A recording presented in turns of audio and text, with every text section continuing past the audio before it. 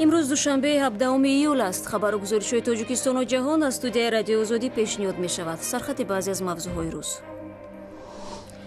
رئیس دادگاه عالی تاجیکستان میگوید که پرونده 10 کارمند بلندمقام آژانسی ضد فساد برای محاکمه به دادگاه وارد شده است. در چارچوب مبارزه با گروه دهشت‌افکن دولت اسلامی ترکیه 2651 شهروند تاجیکستان را برای خط سیاه وارد نمود. و پیوند اعضای بدنی افراد فوتیده باعث ناراحتی نزدیکان و بحث در بین وکیلان مردمی قزاقستان شده است. همه می‌دانند که اعضای بدن را می‌شود فروخت. احتمالاً حالت‌های نیز پیدا شود که به خاطر درآمد بیمار زنده را مرده اعلان کنند. و حالا تفسیر خبرها. روز گذشته در پی چپه شدن زورق نجات بخشان در روستای شیرگاود نویه درواز 3 نفر غرق شدند. این زورق که به سازمان جهانی فوکوس تعلق داشت برای از یک دهه به دهه دیگر گذشتن ساکنان کمک میکرد. هنگام چپه شدن زورق در داخلش 7 نفر بودند. 4 تن آنها را توانستند نجات بدهند. جستجوی 3 نفر باقی مانده با شمول یک کودک 10 ساله در حوضی که هفته گذشته در پی بسته شدن مجرای دریای 5 در شیرگاود به وجود آمده بود ادامه دارد.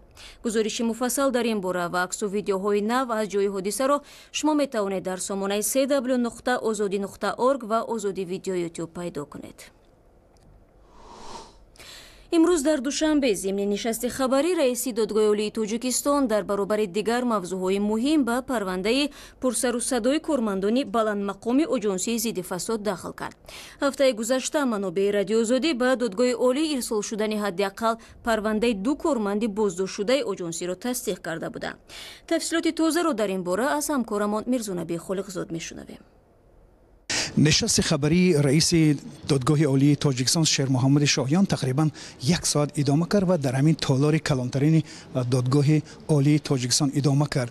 پس از سخن اول رئیس سودی عالی تاجیکستان سوالهای نخستین هم این بود که سرنوشت کارمندان آژانسی که با قلابی و گرفتن پاره عیبدار دانسته میشدند نهایت چی شد و آیا آنها وارد دادگاه عالی شدند یا نه.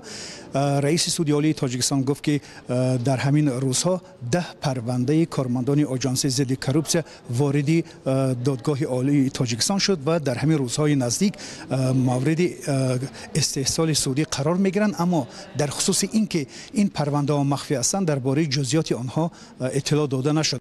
با سودی عالی جمهوری تاجیکستان نسبت 10 نفر کارمندان اگنتی نظارت دولتی مالیوی و مبارزه با کروپسیا و 3 نفر دیگر شخصانی که در دیگر سوها کار و فعالیت میکنند پرونده های جنایتی وارد شده. از جانب مقامات تفتیشاتی پیشکی به طور مخفی با رعایت طلبات قانونگذاری مرافعه جنایتی تفتیش کرده شده است و روزهای نزدیک مرافعه سودی در سودی عالی جمهوری تاجیکستان برگزار میگردد، لیکن مرافعه سودی به طور پوشیده. اما در رابطه به این سال که این افراد نامناسب اینها کی هستند، رئیس سودی عالی تاجیکستان گفت که وظیفه اونها را نام برد ولی نام آنها را به زبان نگرفت و گفت که از جمله معاون رئیس اداره کروپسی تاجیکستان و رئیس گروه تفتیشاتی اداره کروپسی تاجیکستان و چندی از مفتشان اینجا، یعنی همگی 10 نفر و بر علاوه 3 نفر دیگر به استحصالات سودی فرا گرفته شدند و در روزهای نزدیک امکان دارد که آنها بررسی شوند. از جمله رئیس سودی عالی تاجیکستان گفت که آنها با 2 ماده اصلا عیبدار دانسته میشن، یکی گرفتن پاره و دوم قلابی است.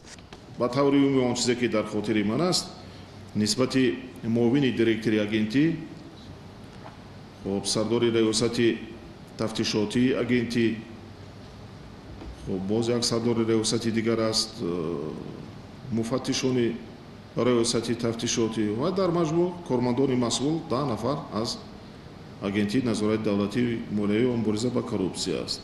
همین طور این معلومات اولیه بود که از طرف سودی عالی تاجیکستان در نسبت پرونده های کارمندان آژانسی ضد کروپسی تاجیکستان ارائه گردید. سوال دیگری هم که در اینجا مطرح شد در مورد اینکه آیا پرونده هایی که کارمندان آژانسی ضد کروپسی در دوره فعالیت خودشون تا بازداشت شدنشون بررسی شدن و اون افرادی که حالا دوره جزای خودشون رو پسر میکنن آیا دوباره بازبینی میشوند و تجدید نظر کرده میشود. رئیس سودی عالی تاجیکستان شیر محمد شاهیدان گفت که آنها با اون گناه و جرمی که عیبدار دانسته شدن جزای خودشون را گرفتند، ولی اینها هم با این عیبنامه خود عیبدار دانسته میشن و هیچ گونه پرونده ها دوباره موردی بررسی قرار داده نمیشوند. мирзо набии холиқзод гузориш медод ва рӯ меорем ба мавзӯъҳои дигар. рӯзи шанбе даҳо ҳазор шаҳрванди туркия дар шаҳрҳои мухталифи ин кишвар аввалин солгарди ошӯби нокоми мухолифини президенти кунунии кишварро ба ёд оварданд. шаби 15 ба 16 июли соли гузашта ошӯбгарон якида биноҳои давлатиро ишғол намуда эзҳор карданд ки ба хотири ҳифзи демократия ва ҳуқуқи инсон ҳокимиятро ба дасти худ гирифтанд. вале дар давоми 24 соат тарафдорони раҷаб таиб эрдоғон ҳукуматро барқарор намуда аксари ошӯбгаронро ҳабс карданд. дар ин ошӯб یک شهروند توجیکستان هم بازداشت شد.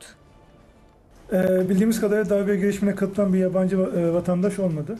تا جای میدانیم در کوشش تبادلات ترکیه یگان شهروند خارجی اشتراک نداشت، اما چند نفر برای ارتباط داشتنشان به حبس گرفته شدند.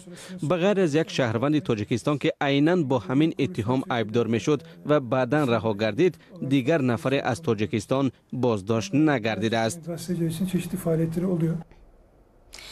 дар ҳамин ҳол дар пасманзари мубориза бо гурӯҳи даҳшатафкани давлати исломӣ вазорати корҳои дохилии туркия 2651 шаҳрванди тоҷикистонро ба рӯйхати сиёҳ ворид кардааст. ин афрод ба хотири иртибот бо террористҳо ва убури минтақаҳои муноқиша ҳақ надоранд ки ба қаламрави туркия ворид шаванд. ҳамчунин бино ба маълумоти вазорати корҳои дохилии туркия аз оғози муноқишаи сурия то моҳи гузашта 308 шаҳрванди тоҷикистон боздошт ва ба тоҷикистон истирдод шуданд. вазорат мегӯяд онҳо дар минтақаҳои назди марзии туркия бо сурия буда қасди пайвастанд ба гурӯҳҳои тундравро доштанд.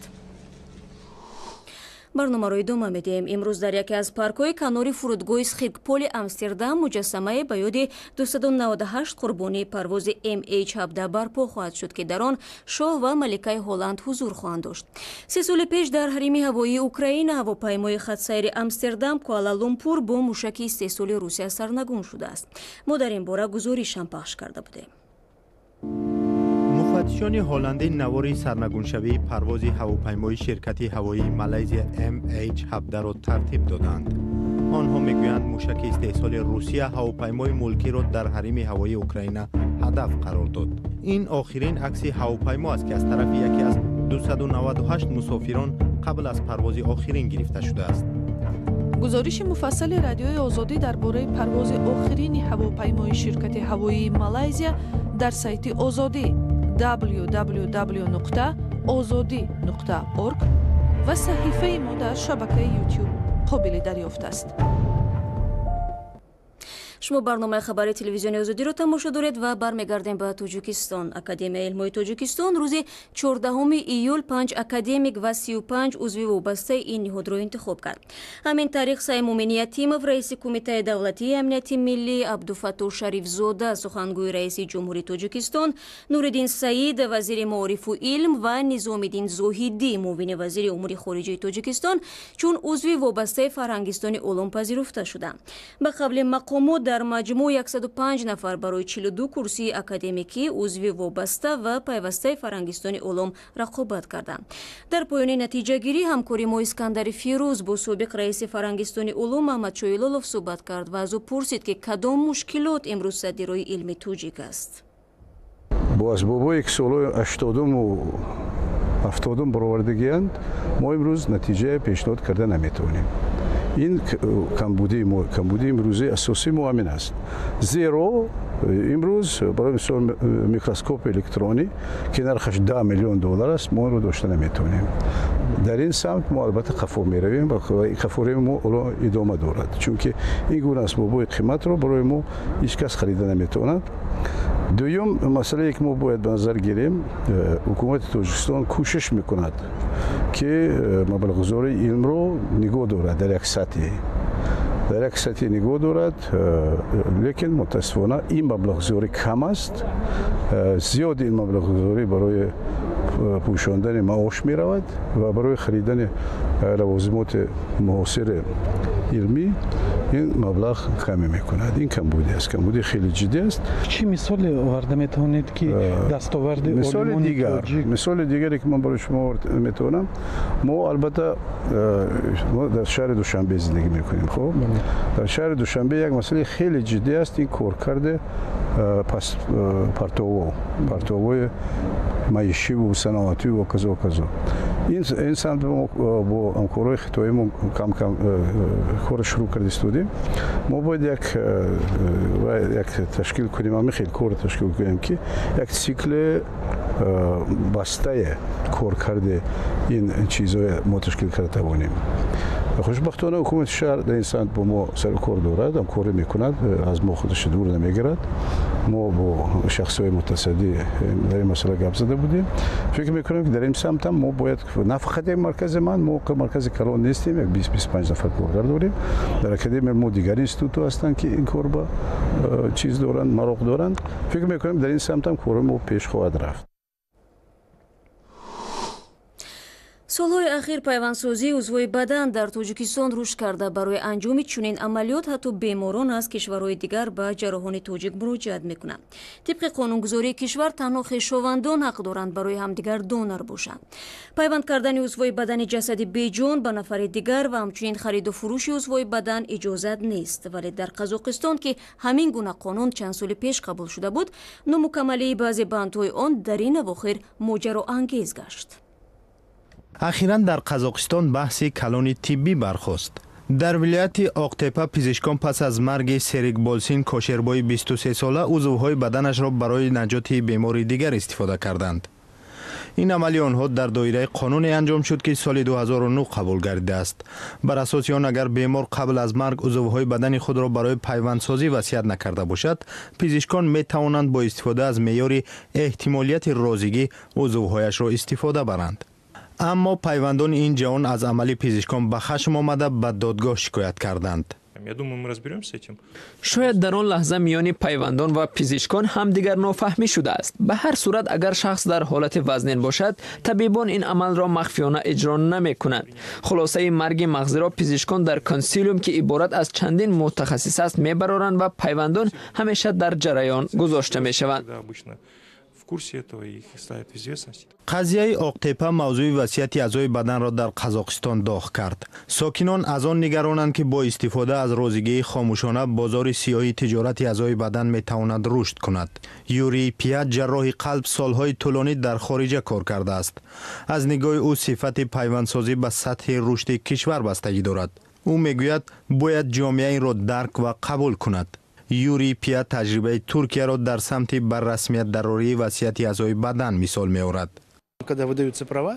وقتی برای شما شهادتنامه رانندگی میدهند، در طرف دیگرش نوشته شده است در صورت مرگ مغزی این و یا آن اعضایم را وصیت میکنم.